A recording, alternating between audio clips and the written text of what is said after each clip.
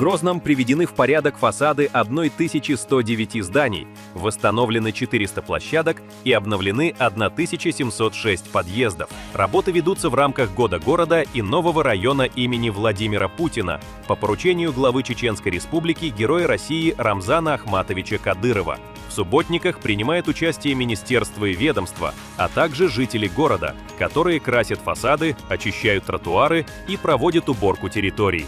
Мэрия Грозного благодарит всех за вклад в создание комфортного и чистого города.